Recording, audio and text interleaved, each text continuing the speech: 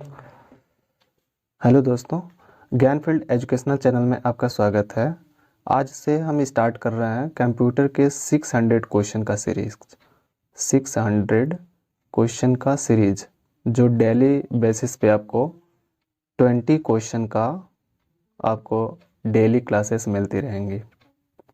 Okay दोस्तों, ये 600 जो कंप्यूटर के क्वेश्चंस होंगे वो किसी भी एग्ज़ाम्स के लिए जिसमें कंप्यूटर का सेक्शन पूछे जाते हैं उसमें बहुत ही यूजफुल होगा। जैसे EMRS JSA, इसमें कंप्यूटर का सेक्शन होता है।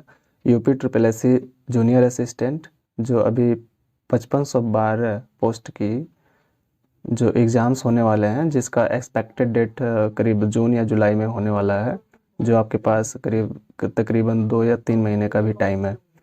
तो आज से ही हम स्टार्ट करते हैं 600 कंप्यूटर के क्वेश्चन का सीरीज, जो हम यूपी स्पेशल का भी क्वेश्चन 600 क्वेश्चन का सीरीज लेकर के आएंगे।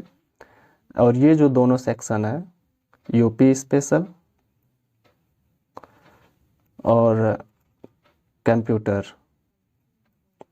ये बहुत ही इम्पोर्टेंट रोल प्ले करेगा UPSSC जूनियर असिस्टेंट में। अगर ये दोनों में अच्छा स्कोर अगर आपने कर लिया तो यकीन मानिए आपका UPSSC जूनियर असिस्टेंट 5512 में सिलेक्शन कोई रोक नहीं सकता। ये मैंने 2022 वाली जो 1262 जो जूनियर UPSSC जूनियर असिस्टेंट की जो पेपर हुए थे मेंस का एग्ज़ाम, वो भी मैंने दिया हुआ था। उसमें भी मेरे कंप्यूटर में काफ़ी अच्छे अटैम्प्ट थे। और ये हमारे जूनियर सेक्रेटरी असिस्टेंट में मैंने 30 आउट ऑफ 30 मैंने स्कोर किया हुआ कंप्यूटर में। इस बेसिस पे मैं आपको 600 क्वेश्चन का कंप्यूटर का सीरीज स्टार्ट कर रहा हूँ। इस चीज़ को आप डेली बेसिस पे वॉच करिए, स्टडी करिए, प्रैक्टिस करिए, जिससे आप आने वाले एग्ज़ाम्स में जो जूनियर असिस्टेंट 5512 की पोस्ट है और EMRS जैसे जो सेकेंड फेज की वैकेंसी है उसमें आप अच्छा स्कोर कर सकें। तो चलिए स्टार्ट करते हैं। पहला क्वेश्चन है, कंप्यूटर के माध्यम से मुद्रा के अंतरण की प्रक्रिया को कहते हैं। मतलब कंप्यूटर के माध्यम से जो पैसों का लेन देन होता है, ऑनलाइन ट्रांजैक्शन वगैरह होता है, उसको क्या कहते हैं? तो EFT कहते हैं। इसका फुल फॉर्म क्या है? Electronic fund transfer. EFT क्या होता है? Electronic fund transfer.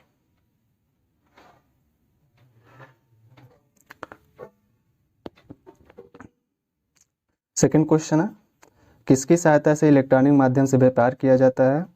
Email, e-commerce, computer game, system software, इनमें से कोई नहीं। तो इसका आंसर होगा ई-कॉमर्स।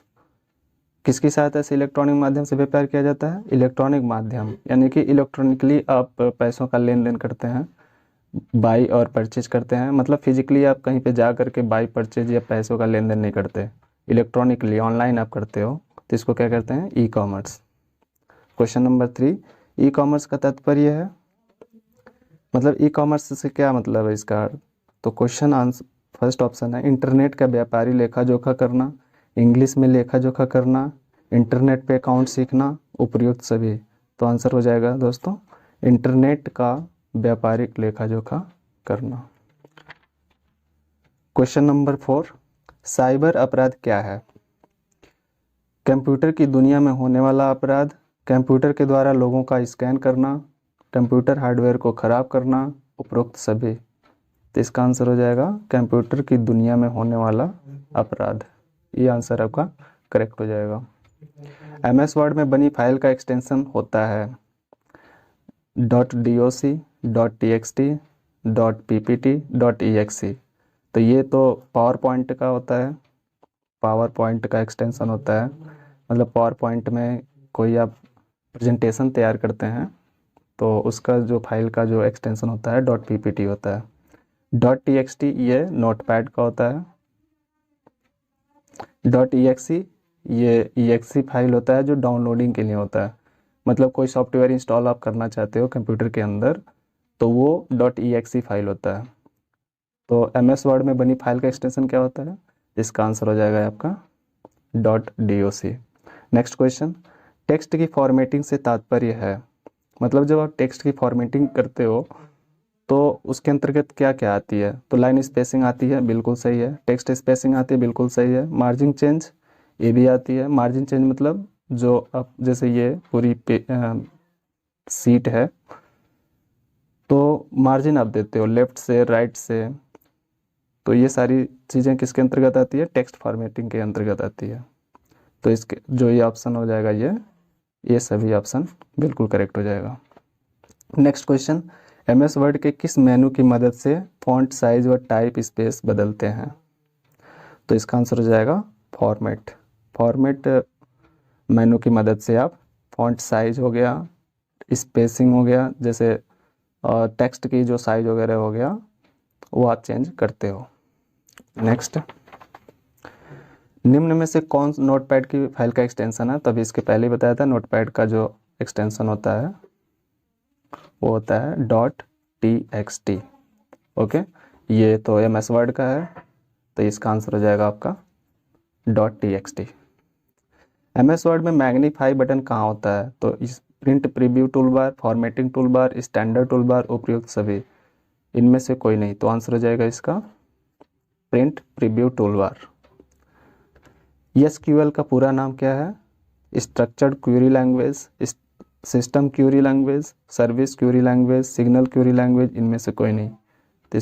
तो एसक्यूएल दोस्तों ये जितने भी क्वेश्चंस है आपकी प्रैक्टिस के लिए हैं, तो आप एक नज़र घुमाते जाइए और इसको प्रैक्टिस करते जाइए, और यह एग्ज़ाम के पॉइंट ऑफ व्यू से बहुत ही यूज़फुल क्वेश्चंस हैं जो बिल्कुल एग्ज़ाम्स में पूछे जाते हैं। तो एसक्यूएल के फुल फॉर्म क्या होगा, structured query language, structured query language. Okay, तो इसका ऑप्शन हो जाएगा फर्स्ट ऑप्शन। आईएसपी का पूरा नाम है internet service provider, instruction service provider, integrated service provider, internet system program. तो इसका आंसर हो जाएगा ये नहीं होगा, इंटीग्रेटेड सर्विस प्रोवाइडर, ये ऑप्शन हो जाएगा। आईएसपी का जो फुल फॉर्म होता है इंटीग्रेटेड इंटीग्रेटेड नहीं होगा, internet service provider, internet service provider, sorry दोस्तों। इसका आंसर हो जाएगा आईएसपी का फुल फॉर्म क्या हो जाएगा, इंटरनेट सर्विस प्रोवाइडर। बहुत ही इंपॉर्टेंट क्वेश्चंस हैं, आप इसको नोट कर लेना एग्जाम के पॉइंट ऑफ व्यू से। सारे क्वेश्चन जितने भी हम 600 क्वेश्चन का सीरीज स्टार्ट कर रहे हैं, ये एग्जाम के पॉइंट ऑफ व्यू से बहुत ही इंपॉर्टेंट क्वेश्चंस है। अब कोई भी एग्जाम आप दे रहे हो, अगर उसके अंदर कंप्यूटर का सेक्शन आता है तो ये 600 क्वेश्चन आपके लिए बहुत ही यूजफुल होने वाले हैं। डीबीएमएस का पूरा नाम है, तो डीबीएमएस का फुल फॉर्म क्या होता है दोस्तों, डीबीएमएस डेटाबेस मैनेजमेंट सिस्टम। तो डेटाबेस मैनेजमेंट सिस्टम बिल्कुल करेक्ट आंसर है। डेटा बिजनेस मैनेजमेंट सिस्टम गलत है, डाटाबेस मैग्नेटिक सिस्टम गलत है, ये भी गलत है। तो डीबीएमएस का पूरा नाम क्या है, डेटाबेस मैनेजमेंट सिस्टम।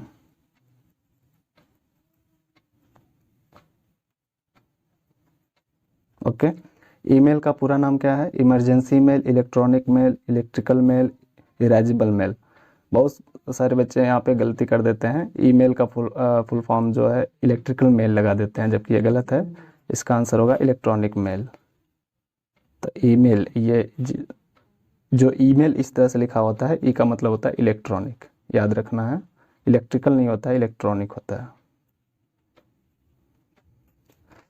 बेसिक का पूरा नाम क्या है, बेसिक क्या है, बेसिक एक लैंग्वेज था, स्टार्टिंग में जब कंप्यूटर बनी हुई थी तो बेसिक एक कंप्यूटर लैंग्वेज था। तो उसका फुल फॉर्म क्या है, beginners all purpose symbolic instruction code, ये आंसर आपका होगा। इसका सेकेंड ऑप्शन देख लीजिए, बिगिनर्स ऑल सोर्स इन कंपनी, ये गलत होगा। Beginners all system insurance in case, ये भी गलत होगा। Basic application software in computer,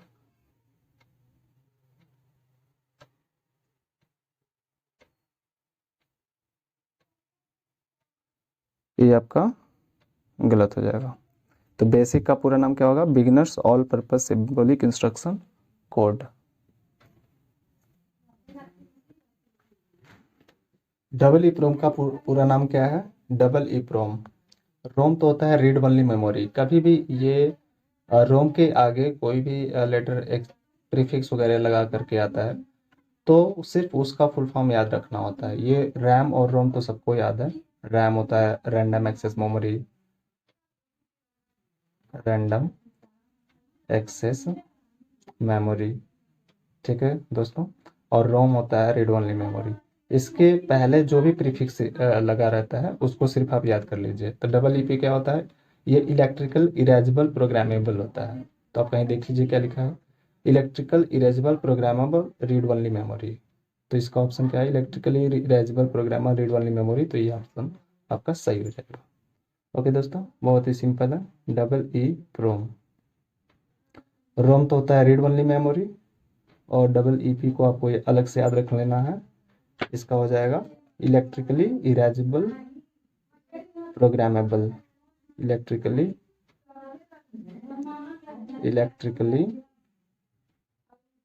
erasable programmable, ठीक है दोस्तों। और रीड ओनली मेमोरी। तो इस तरह से आपको ये याद रखना। नेक्स्ट, MICR का पूरा कोड क्या है? MICR mark ink write code, magic ink code reader, magnetic ink character recognition, magnetic inject code reader. इसका आंसर हो जाएगा मैग्नेटिक इंक कैरेक्टर रिकॉग्निशन। दोस्तों MICR क्या होता है कि जैसे आप चेक वगैरह लेके जाते हो बैंक में, या बैंक वाले जो चेक वगैरह देख के आपको पैसे देते हैं, चेक बनाते हैं, तो ये MICR से रीड किया जाता है, मैग्नेटिक इंक कैरेक्टर रिकॉग्निशन। ये आपको याद रखना है। DDR रैम का पूरा नाम क्या है? तो देखिए दोस्तों, पहले जैसा ही क्वेश्चन है, जैसे EEPROM का था।